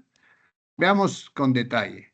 Actúa el opioide sobre el receptor de membrana, ¿no es cierto? Luego, en el intracelular, la proteína G se activa, ¿no? Y esta activación produce la inhibición de la adenilciclasa, que también existe dentro de la célula. La inhibición de la activación de la adenilatociclasa, que es la enzima, disminuye los niveles de AMP cíclico dentro de la célula. Esta disminución de los niveles de AMP cíclico hacen que se inhiba la proteína quinasa. La inhibición de la proteína quinasa altera la fosforilación de las proteínas y por lo tanto hay cambios celulares a corto plazo en los canales y en el núcleo en la expresión génica FOS. Entonces, estos cambios celulares, que son a corto plazo, hacen que se hiperpolarice la membrana neuronal. Si se hiperpolariza o se estimula la membrana neuronal, no va a pasar la descarga de los neurotransmisores y se inhibe el impulso nervioso. Volvamos acá. Acá está el receptor opioide mu, se activa la adenilciclasa. Esta disminuye la disminución de la adenilciclasa y eso activa la gene expresión, ¿no es cierto? La gene expresión. Y por lo tanto, eso inhibe los canales de la membrana de las neuronas y hiperpolariza, sale el potasio, se hiperpolariza y no pasa el estímulo doloroso, ¿ya? También se dice que desarrolla la fosfolipasa 2 y se producen prostaglandinas y leucotrienos, y que esto estaría más bien atribuido a la disminución de la inmunidad, ¿no? El consumo de opioides de tiempo prolongado puede también producir disminución de la inmunidad. Bien. Entonces, la acción sobre el receptor opioide. Su acción sobre los opioides, estos fármacos, que actúan como agonistas sobre el receptor opioide, son analgésicos, pero también tienen como efecto colateral depresión respiratoria, estreñimiento, retención de orina, tolerancia y dependencia. Tolerancia, ¿qué es el fenómeno de tolerancia? Ustedes ya han escuchado en sus primeras clases que tolerancia es el aumento de la sustancia farmacológica para conseguir el mismo efecto farmacológico. Es decir, si yo tengo un paciente que consume 30 miligramos de morfina diario por 2 semanas, en 2 semanas ya no va a tener tanto efecto analgésico, entonces yo tengo que aumentar a 40. Eso se llama tolerancia, para conseguir el mismo efecto terapéutico. Y dependencia, porque es necesario el uso de este medicamento para aliviar el dolor. Estamos hablando de farmacodependencia, ¿sí?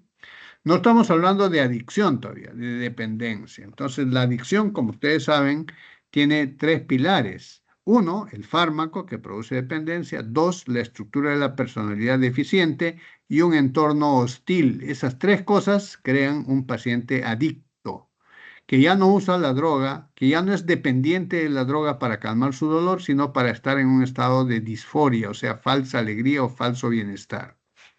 En el caso del fentanilo, la inhibición y el ahedonismo, todas las funciones cerebrales disminuyen. El paciente no piensa, solo piensa compulsivamente, porque su mecanismo de craving, o sea, de deseo dentro del hipotálamo, dentro de la sustancia periventricular, se activa y solo quiere consumir el medicamento para sentirse bien. Agonista parcial, ocupan solamente una parte de los receptores opioides. Ejemplo de esto es buprenorfina. Agonista, antagonista, actúan como agonista produciendo analgesia y antagonista, como dijimos, reduciendo los efectos secundarios, donde la acción agonista es predominante. Antagonista, no son analgésicos, revierten los efectos depresores respiratorios y causan síndrome de abstinencia. Acá está la naloxona. Acá están agonistas puros, morfina, heroína, codeína, agonistas antagonistas, pentazocina, nalbufina, agonista parcial, buprenorfina, agonistas antagonistas, naloxona especialmente. La naloxona, el único uso de la naloxona es para revertir la depresión respiratoria causada por los agonistas puros y los agonistas parciales o agonistas, porque la depresión respiratoria mata. Y se utiliza para revertir la naloxona. Agonistas puros no tienen efecto techo, o sea, por el efecto de tolerancia, nosotros podemos aumentar la dosis. No es problema aumentar la dosis, siempre que le calme el dolor, especialmente el dolor oncológico. Para disminuir la cantidad de opioides que consume el paciente, tienen que, así como eso subir gradualmente, se baje en forma gradual, ¿ya? Acá está la morfina, metadona, codeína, tramadol, petidina. Son los más usados en el tratamiento del dolor moderado y severo. No se usa en dolor leve, ¿sí? Y su uso es discutido en dolor crónico no oncológico. En dolor crónico no oncológico, como la artritis o la osteoartritis, su efecto, su indicación es dudosa y no tiene evidencia científica. Agonista parcial como buprenorfina clínicamente se comporta como agonista total, pero no ocupa los receptores opioides. Por lo tanto, puede utilizarse en la terapia de rescate otro opioide como tramadol, por ejemplo, ¿no? Si es que, recuerden, hablamos de tratamiento analgésico de base. Es el medicamento que todos los días va a usar, pero por alguna razón el dolor se exacerba, entonces ahí tenemos que dar una terapia de rescate, que puede usarse otro opioide como el tramadol. Tiene un efecto techo, pero es a dosis muy alta, 4 miligramos, que es bastante. Agonista antagonista, acá tenemos la pentazocina, nalbucina, que tiene un efecto analgésico más o menos apreciable para dolor moderado. No son más potentes que la morfina, evidentemente, y tienen su efecto antagonista que, en teoría, disminuiría los efectos secundarios como el estreñimiento. Antagonista puro, la naloxona, básicamente, ya hemos dicho, actúa desplazando a los agonistas y revierte el efecto depresor de la respiración de la morfina, fentanilo, etc. Los pacientes pueden morir con intoxicación con un opioide agonista, y para eso, por depresión respiratoria, en vez de respirar 20 veces, respira 1 o 2 veces, y por lo tanto hay una hipercarboxinemia. El paciente puede morirse. Para revertir esto se utiliza naloxona por vía endovenosa. Pero así como disminuye la depresión respiratoria, o sea, el paciente vuelve a respirar, le vuelve a oler y tiene síndrome de abstinencia, ¿no? Propiedades benéficas de los opioides, analgésico, ya hemos dicho, especialmente para dolor oncológico o dolor agudo de tipo severo, antitusivo como el dextrometorfano, la disminución de oxígeno en infarto de miocardio, disminuye las contracciones propulsoras del estómago, loperamida, difenoxilato como antidiarreicos, entre comillas, no se usa en niños, ¿no? Aumenta el tono del esfínter anal, o sea, es como un tapón, nada más. No benéficas, depresión respiratoria, hipotensión arterial, náuseas, vómitos, miosis, excepto tramadol, constipación, estreñimiento, farmacodependencia y tolerancia. Estas son las acciones específicas sobre los receptores mu delta kappa. Ya hemos dicho, mu, efecto analgésico, estimulación del mu, efecto analgésico, pero también depresión respiratoria y estreñimiento, ¿sí? Mucho ojo con esto. Producen miosis, excepto tramadol, que no produce miosis básicamente. Producen dependencia. Todos estos fármacos producen dependencia. Sobre el receptor kappa, ¿no? Analgesia espinal básicamente, producen sedación y pueden producir disforia, o sea, la pseudoalegría. Sobre el delta, hace la analgesia inducida por estrés, hay modulación de los efectos mediados por el receptor, especialmente depresión respiratoria. Y los teta producen alteraciones del electrocardiograma que pueden producir taquicardia, fibrilación. Es decir, en general, la acción sobre los receptores mu delta kappa, si bien dan analgesia, tiene efectos secundarios que hay que manejar. Si un paciente oncológico utiliza morfina, al mismo tiempo que se indica la morfina o el tramadol, tenemos que indicarle un laxante, ¿ya? Y un laxante. Y tenemos que vigilar la respiración, ¿ya? En el caso de fentanilo, solo se utiliza, como dije, solo se utiliza en pacientes bajo ventilación mecánica y en pacientes en el trance operatorio. Se utiliza también como analgésico en dolor crónico oncológico como parche transdérmico. La farmacocinética puede administrarse por todas las vías, incluso la inhalatoria, vía oral, intramuscular, intravenosa, subcutánea, rectal, epidural, intracraneal, intraarticular, transdérmica e incluso inhalatoria en pacientes oncológicos, ¿no?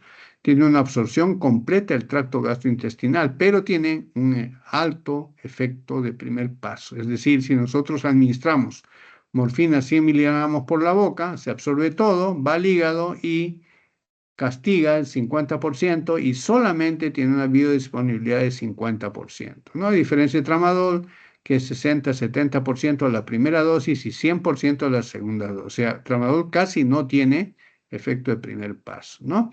Su ligadura a proteínas es baja, 20%, por lo tanto se puede asociar con otros medicamentos.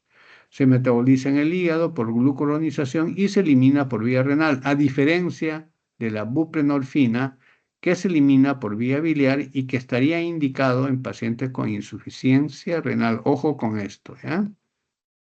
Bien, estos son los diferentes tipos de farmacocinética para diferentes tipos de opioides, ¿no es cierto? Y son diferentes. Acá vale la pena solamente rescatar una cosa, ¿no?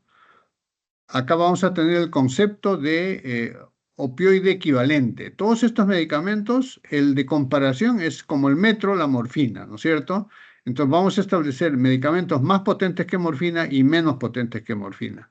La vida media y la duración de acción puede variar. Por ejemplo, la morfina de acción rápida, su duración de acción más o menos 4 o 6 horas por vía oral. Pero si uno tiene un preparado galénico de morfina de acción prolongada, puede durar hasta 12 horas de acción y solamente darse 2 veces al día. Igual con tramadol, ¿no? La forma de acción rápida puede durar 6 horas u 8 horas, pero hay tramadol de acción prolongada que se puede dar 2 veces al día, a veces una vez al día, ¿ya? Entonces dijimos que la morfina era de potencia de comparación, es el morfina equivalente. La morfina es más potente que tramadol, 10 veces más potente que tramadol, 20 veces más potente que la meperidina, es 40 veces más potente que el dextropropoxifeno y 10 veces más potente que codeína, pero es menos potente que la metadona, que la heroína, que la buprenorfina, que el alfentanilo y el sulfentanilo. Por ejemplo, el fentanilo es 100 veces más potente que la morfina, ¿no es cierto? El sulfentanilo es 1000 veces más potente que la morfina, ¿ya? Entonces siempre se habla así. Rutas metabólicas de los opioides más usados. La codeína se produce la demetilación, ¿no? En el sistema dextrometorfano.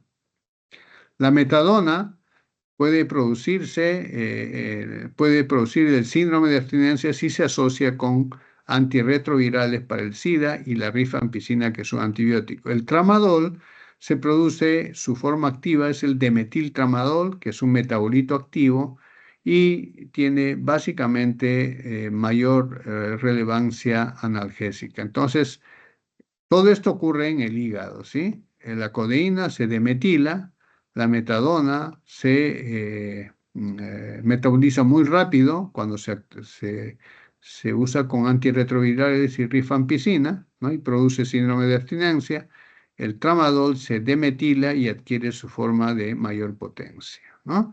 Hay algunos medicamentos que el uso simultáneo puede producir síndrome de abstinencia. Se reduce el efecto analgésico y producen síndrome de abstinencia, ¿no? Entonces, estos se llaman los inductores enzimales. Acá, como dijimos, están los antirretrovirales, carbamazepina, que es un anticonvulsivante, y dantoína, que es un anticonvulsivante, rifampicina, un antibiótico, y pericum perfuratum, que es una planta sedante.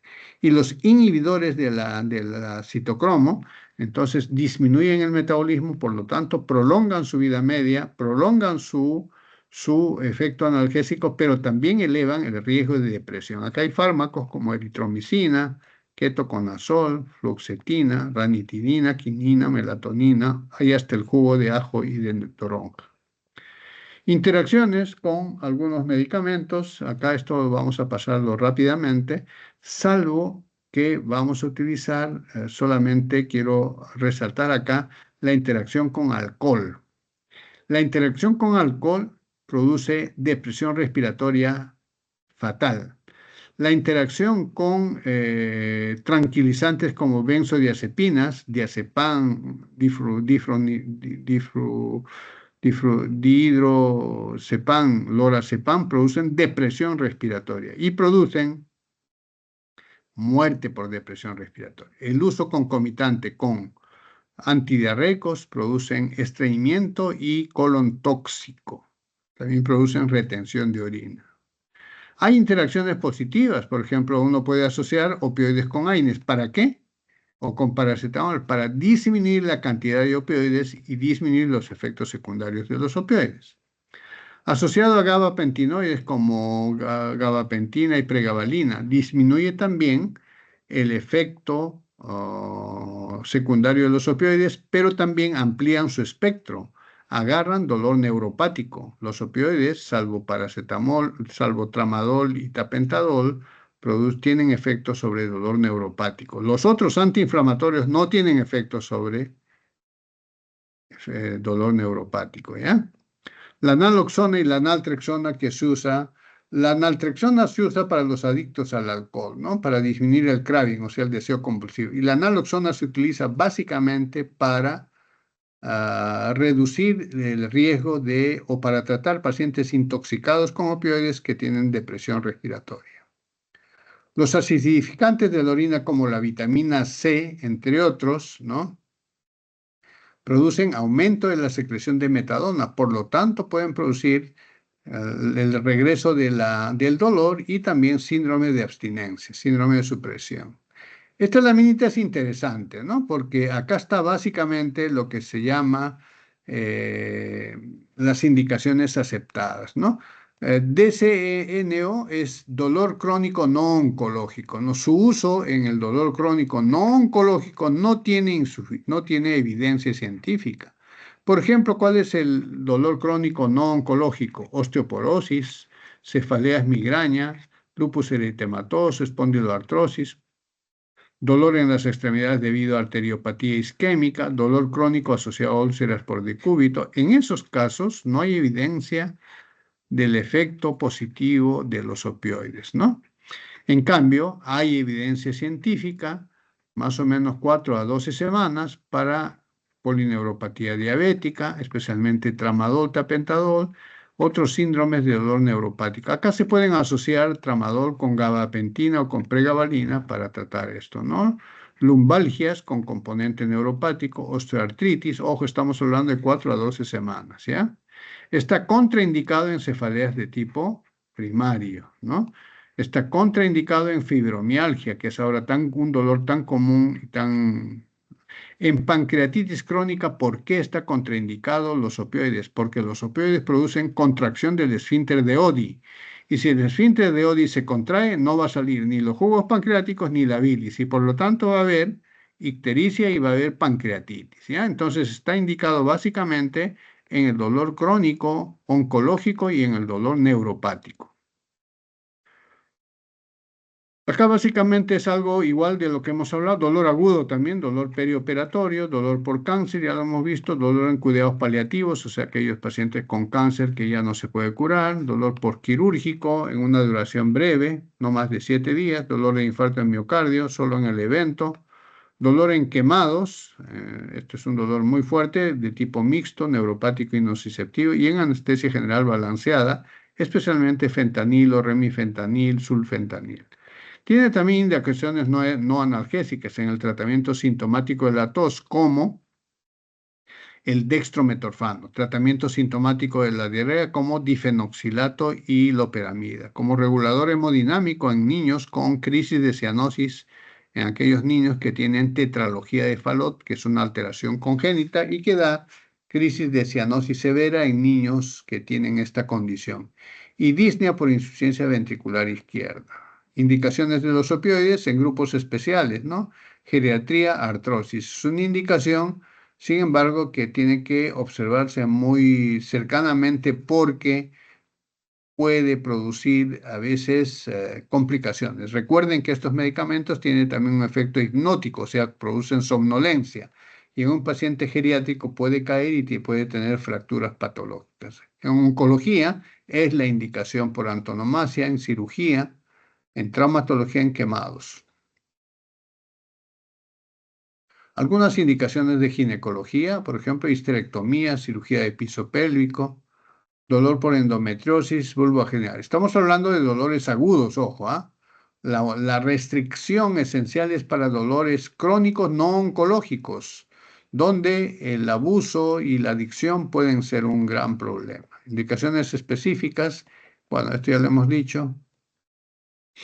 Formas de aplicación, ya hemos visto que tiene muchas formas de aplicación: subcutáneo, endovenoso, intracraneano, periférico, transdérmico, ¿no? Hay que tener en cuenta el metabolismo de primer paso, especialmente para morfina, ¿no? Recuerden, la bioequivalencia de morfina es más o menos 50%. Se toma 100 miligramos y va a pasar a la sangre 50 miligramos. Si el paciente está usando endovenoso 50 miligramos, pasar a la vía oral deberíamos darle 100 miligramos, ¿no es cierto?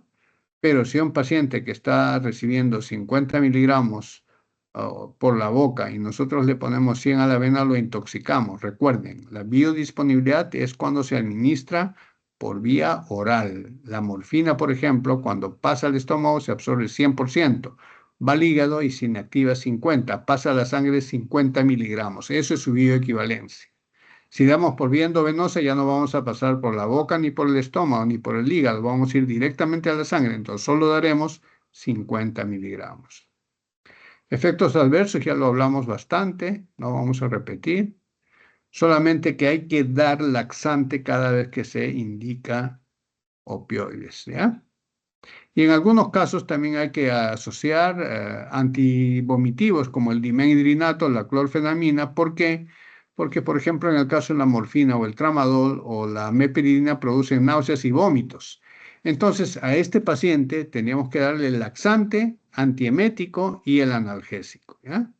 O sea, hay que saber manejar esto, ¿no? No hay medicamento malo, sino mal usado, ¿ya? Vía oral, parenteral, ya hemos visto. Una vía que vale la pena rescatar es la vía transdérmica. Quiere decir que se usa un parche. El parche no actúa in situ, sino se absorbe, va a la circulación y actúa como opioide, solamente que entra por la vía transdérmica. Que hay dos clases de parches: los parches de buprenorfina, que tienen duración de media semana a una semana completa, y los parches de fentanilo, que tienen una duración de 3 días.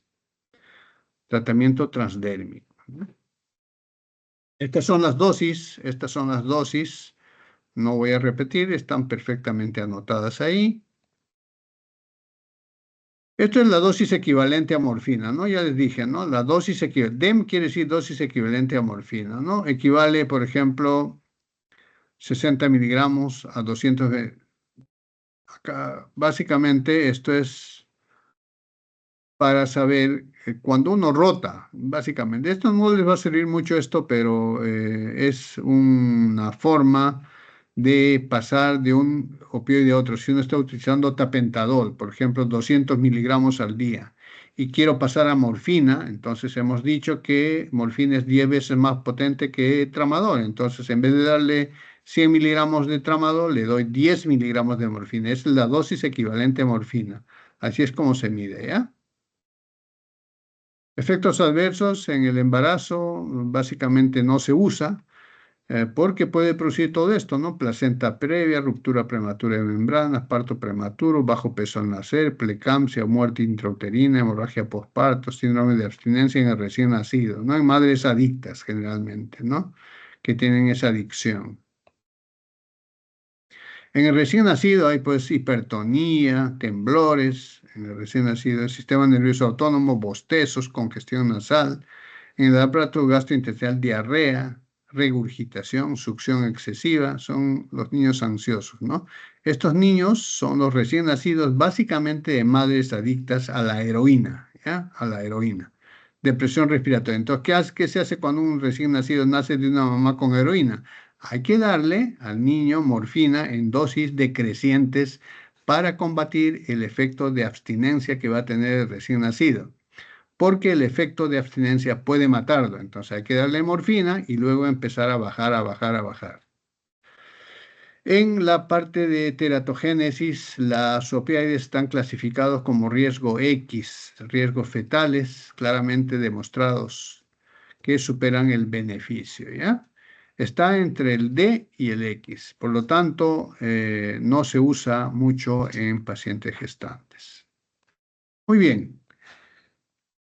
Exactamente terminamos en la hora de la clase. ¿Tienen alguna pregunta? Recuerden, esta clase se iba a dictar el día 25, le hemos adelantado, ¿ya? Voy a enviar a su colega estas presentaciones para que ustedes las puedan repasar. Y si tienen alguna pregunta, pueden hacerla a través de su delegado o directamente, ya tienen mi contacto de WhatsApp para satisfacer sus preguntas, ¿sí? Bien, ¿hay alguna pregunta? ¿Si me están escuchando todavía? ¿Aló? ¿Aló? Sí, doctor, sí se lo escucha. Ya. A su colega, a la delegada o al delegado, por favor, me envían la lista de asistencia, ¿sí? Que tengo que entregarle al doctor Gargurevich, ¿sí? La lista de asistencia sale a ver, voy a verlo. Ya, esto voy a tomarlo. Ya, no, acá tengo ya registrado, ¿ya? Igual la delegada, por favor, lo imprime, ¿ya? La lista de asistentes. Aquí tengo a 63 asistentes. Tengo solo 63 asistentes, ¿ya? Voy a copiarlo esto para copiar. Descargué a las 6:30, descargué, doctor. Ya, listo, está Ajá. bien. 15 compañeros están en práctica, doctor. Ya. Y Me otros envías la 5. lista de asistencia, ¿ya? Ya, doctor, yo Muy le bien, mando. quedamos. Ya, doctor. Cualquier Muchas cosa gracias. me comunicas. Que tengan buenas noches. Hasta A luego. usted, doctor, buenas noches. noches. Gracias.